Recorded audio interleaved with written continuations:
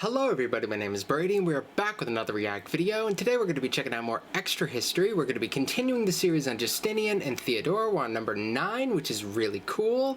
Excuse the fact that I'm sitting in the darkness right now and there's sweat quickly accumulating on my face. I'm trying to deal with the heat, but it doesn't seem to be working. We don't have an air conditioner and I can't run the fan while I record, so I'm just going to be a mess in the near future. As long as it's 90-degree weather, I'm probably not going to be doing all that well, so bear with that. I try to keep up appearances, as you can tell. All right, enough of that. Let's just get into the video. We have Justinian's rival. Fun. We've got conflict with the Persians that's coming up. That's something I was really curious about. How big of a deal are the Persians in this day and age? Like, I know they're important throughout history. I just never really know where exactly their peak is and what level of threat that means during any particular time. Like, if this was like the period of Alexander the Great, okay, I understand. Persians are a real big deal at that time. I don't know how big of a deal they are here, but I'm sure I'm gonna learn. I'm sure it's not nothing. Clearly, Justinian's pissed off right now. So let's get the video started and we'll see how much it ends up teaching me.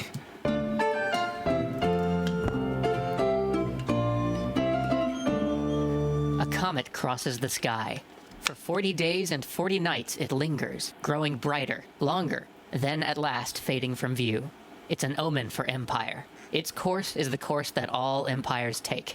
In Byzantium, sages debate its meaning, but its meaning would soon become all too clear. That comet. I think I know which one they're talking about. A storm like never before seen. Their incursions into Scythia Minor and Thrace had grown. City after city was sacked. Twice, Roman generals were defeated in the field, and the horde pushed all the way up to the Anastasian Wall, a bare 40 miles from Constantinople. Crops were left unattended. Massive portions of the population were enslaved. The economy of the nearby provinces was in ruin. Tax revenue had dropped, and the infrastructure would take years to rebuild. But this was only a temporary threat. Barbarians retreat, raids come and go. And though this one was of the likes not seen in decades, it only served as a prelude to the events that would follow. For the real threat was in the south. A border dispute had flared up and become an open conflict amongst client tribes of the Byzantines and the Persians. These two great empires weren't at war, but the ancient world stood on a knife's edge. Justinian... Okay, I just need to pause it for a sec. It's going really fast right now. This is an interesting pacing we have going on here. Okay, we've got a bunch of like smaller entities that are going to end up being caught in the crossfire here, end up taking sides, I'm sure. That's already rather interesting, adding some additional dimensions to the conflict. I'm still conflicted about Justinian as a leader at this stage. I was pretty impressed with him at times, but also, he seems to be a little bit all over the place. He seems to be reckless, but like one reckless person who does really, really well is considered ambitious. So, I don't know. It seems like his ambition is costing him possibly more than it's gaining him at this stage. Like, I don't know the full story of Justinian, so it's easy for... it would be easier for me to judge if I knew, and we're gonna get there. But at this stage, I'm starting to doubt Justinian more than I have throughout pretty much this whole thing. And had to send somebody to pacify the situation, but Belisarius was still in Italy, and with him were many of the empire's best troops. So he sent a man named Cetus, who had been in the region ever since the First Persian War, where Belisarius had won fame at the Battle of Dara. And at first, all went well for Cetus. He tried to win the people to his side, and it worked. A tribe known to the Romans as the Aspetiani secretly sent that might be real for all I know. Plead with him to let them remain free if, on the day of the battle, when he went to put down the rebellion, they would abandon their rebel border tribes and join his force. Eagerly he accepted, thinking that this would be a route to a bloodless victory. When the Aspetiani switched sides, it would demoralize the other rebels, and when they saw how great a force they now faced, might even persuade them to come to terms. And so he had his promise inscribed on tablets of clay and sent by messenger to the Aspetiani. Then he readied his army for the battle.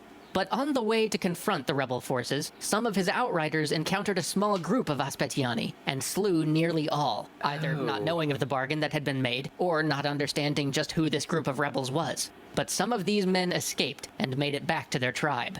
Shortly thereafter... This is an element that always should be taken into consideration when you're like being an armchair general, and we've all done it at one point or another. We looked at decisions made on the battlefield from various people in command, and we're like, they should have done this, they should have done that, if they did this, things would have gone better, blah blah blah blah blah. But there's always those wild card elements that really, you could say maybe he should have communicated it better to his forces. There's always a way in which you'll say something could have been done better there, but also it doesn't seem like there was much that could have been done about that, like, except perhaps communicating it a little better. But I don't think anybody could have anticipated that there was going to be this big of like a random encounter, and depending on whether or not it was them disregarding the order, not understanding the order, or just not understanding who the people are, now he has to deal with it, and no level of armchair generaling is going to prepare you for that. After Cetus cornered the rebels and prepared to fight them in the blasted Armenian hills. But the messengers he'd sent had taken other roads, and his army had outpaced them. So no tablets offering peace, and no promises of safe passage ever reached the Aspetiani. Only news of the death of their comrades and their kin. And so the Aspetiani stayed with the rebels, their resolve to fight now insurmountable on account of the betrayal they thought had occurred. The battle was fierce, and it was personal. The rough terrain didn't allow for the elegant movement of armies, but instead split the fight into 1,000 small actions settled by bravery and skill at arms. And in this chaos, Cetus was isolated, and in his isolation he was recognized by the Armenians and struck down. And so Justinian next sent a man named Buzes to deal with the rebel Armenians. And this is really expanding our cast of characters a little bit quickly. I've been so used to following Belisarius at this stage, because it's been so much his story, often more so than Justinian. So now that we're going to this sort of rapid-fire, small encounters, here's a new name, maybe it'll come into play in the long run, maybe it's just going to be a one-off thing. I'm trying my best to make sure I keep all the names in my head, but I don't know how useful they're going to be at this stage.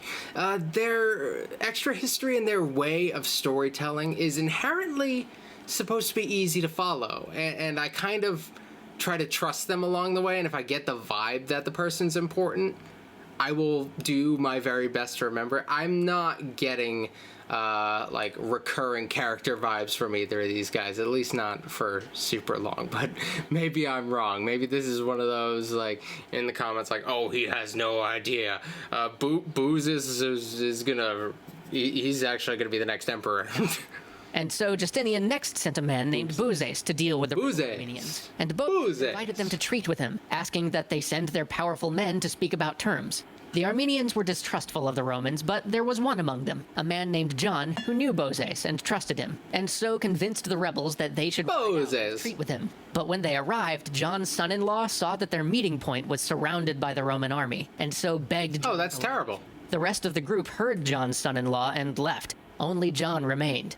But for reasons that are still not clear, Bozes slew John, and when this became known, John's son-in-law went to Khosrow, the energetic and able king of the Persians, and pleaded that he join the war. And in truth, the war may have already happened. I kind of like him. I don't know what it is. There's just something. I just can't put my finger on it. What it is? What do I like about this guy so much? There's something there. I don't know what it is. Maybe I'm biased. But towards what? Had his hand in it, as ever since Vitiges told him of Belisarius being tied up in the west, he had wanted a reason to attack the Byzantines. And now he had it. The great king marshaled his forces and drove into Byzantine territory. It's all just waiting for a reason. He had a better plan. After all, sieges were such a terrible waste of men and material. Instead, he would drive his massive force up to a town, pop in with his envoys, and let them know that for the low price of a huge amount of gold, he wouldn't burn anything or loot anybody or kill anyone. And for the most part, the towns agreed to this deal, which not seemed unwise. like a far better bargain than being sacked after attempting a defense they couldn't possibly sustain. And this method of bargaining freed Khosrow to move north like lightning, collecting from town after town on the way until he reached Antioch. Here, the city decided to resist. Khosrow's force rapidly overwhelmed the defenses, but cleverly, he left one gate to the city open and unguarded. Seeing a chance for escape, the entire Byzantine garrison took off through the exit Khosrow had left them as soon as things started to go south. And here, Khosrow showed he wasn't playing around. He captured all the citizens, stole all the wealth, and then leveled the place to the ground. At this point, Justinian decided it was time to treat with Khosrow. I don't think I like him anymore. Thousands of pounds of gold, and an annual tribute to go away. But Khosrow wasn't done. Until messengers came back with his gold, he was going to continue his Raid the Byzantines party. But first on his to-do list was to take a lovely swim in the Mediterranean to show just how far the Persian Empire had come, just like the Persian heroes of legend. When he was done with his brief dip, he commenced part 2 of Operation Stick It to Justinian. That's just something that was so important that it needed to be mentioned. Like he said, he's gonna take a dip in the Mediterranean. I thought something was gonna happen with that, but no, that's just like a random interlude. I thought it was gonna be like, he took a dip in the Mediterranean and drowned.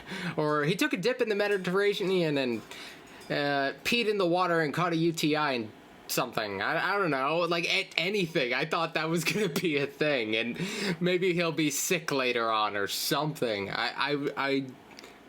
I don't know.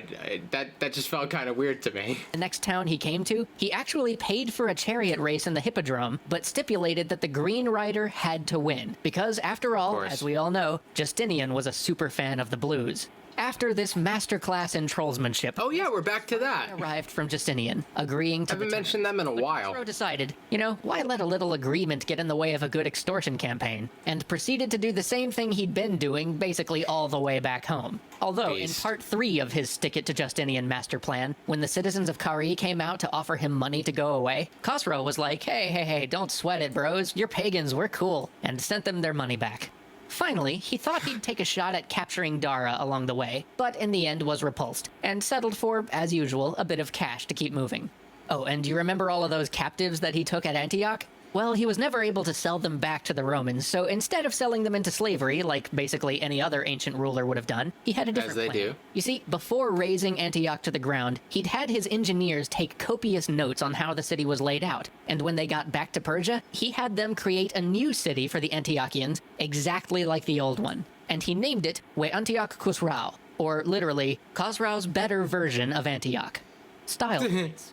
But as hilarious as all of this... What a prick. I don't know how this would manifest in real life. Like, when you see them as cartoon characters, it all feels very silly and light or whatever, but, like, this is some seriously petty stuff alongside some, rather strong agitation. And I suppose, like, as far as, like, agitation campaigns go, this guy's a legend. And that can end up going in a couple directions. You might end up getting more concessions because, like, you're flexing your muscles and you're like, I can make your life a living hell. But also, if you piss off Justinian enough, it's very possible he's going to come back and not really care as much about the details of the situation. He's just going to want retribution. Persian side of things, for the Romans, this exposed many of the weaknesses underlying their mighty empire. Might get reckless. This caused their allies to begin to doubt. Soon, Lazica, the province just south of the Caucasus Mountains, tried to switch to the Persian side, and war was on again. But, finally, Belisarius was back. He organized a raid into Persia, and although not a resounding success quite like many of his other endeavors, it was successful enough to force the Persians to withdraw from Lazica for the season. The following year, though, the great king returned. This time, Khosrow was aiming at Jerusalem. He arrayed before him a mighty host, as you do far greater than that in the region before, and began to harry the borders of Palestine. Though Belisarius had done the impossible time and time again, this was probably the end. When he had defied the odds, he'd always found an advantage that he could magnify. Strong walls, more disciplined troops. But now he faced an empire with soldiers hardened by war, well-disciplined, well-equipped, led by energetic and capable men. He faced a force beyond any he could muster. And yet, he resolved to fight, though it would be his life. And so he gathered men to him, all he could rally. This would be a fight like no other, and if he were to die, it would be in service to the empire. If he were to die, it would be with glory. And each day the Persians drew nearer. Each day the horde of the great king moved inexorably closer.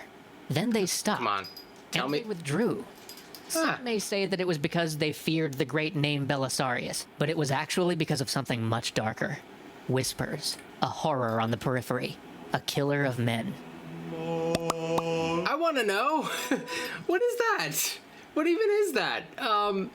That sounds fascinating. I was about to say, I really hope this isn't like a thing that's going to be wrapped up like super quick in like the last minute of the episode or something, and that like Belisarius is going to end up dying, because I wanted this next conflict to have at least a full episode dedicated to it, because I think it's got a good build. The Persians, I wouldn't consider them all that endearing, given how they're portrayed in this, but also I understand that this is a very Roman or Byzantine-centered angle to the narrative.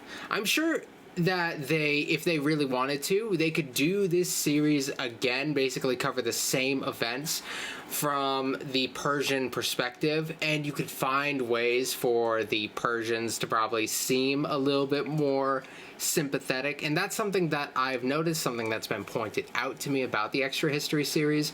While rarely are they necessarily wrong on a lot of the details, they're often dealing with a pretty strong factual basis, but sometimes just the way in which you frame something can make one side seem a little bit more sympathetic than the other, and their framing tends to gear towards the main subject. Although I wouldn't consider Justinian and Theodora incredibly sympathetic, they definitely come off as more sympathetic than the alternative at this stage, but it could go the other way. So I'm excited for the next one. What we got? 10, 11. We are almost done. We are almost done. Damn, I forgot which series we're doing next. I did a poll forever ago to determine the next 5 series I'm doing. I don't remember what ended up getting second place. That's what was going to be next. I think it might be the Zulu. The thing on the Zulu, and I don't know that much about the Zulu. I know there's a modern Zulu language, and I know about Shaka Zulu, but I don't really know all that much. I'm gonna have to look into that and see which one was actually next. Zulu is either 2 or 3 out of 5, so we'll see how that works out. The other series will go much faster because they're half as long. All right, thank you guys for watching. I'm gonna go be really warm and uncomfortable and sweaty somewhere else. All right, I'll see you guys tomorrow with another video. All right.